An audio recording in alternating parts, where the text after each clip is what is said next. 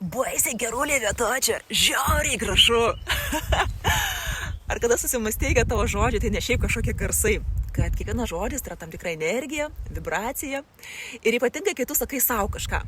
Tai kuria netgi tavo nuotaika, jausena, apskritai tavo tie žodžiai, kuriuos savo sakai, netgi kuria tavo visą gyvenimą.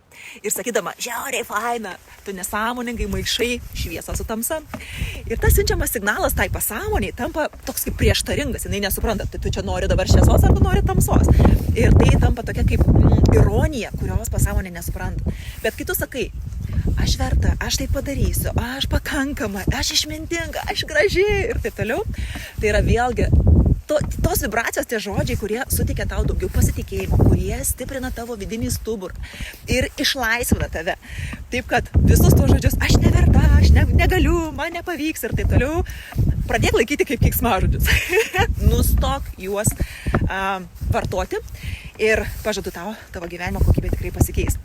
Na va, o jeigu tau smalsu, kokiaisgi dar būdais aš stiprinu savo vidinį stuburą, tai vienas būdų va taip, kaip tu kalbi su savimi, o jeigu smalsu daugiau, tai tiesiog rašyk komentaruose noriu ir su malonumu pasidarysiu.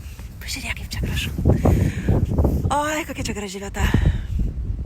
Labai graži vieta, kur subėga dvi upės, jūros ir akmenos santaka.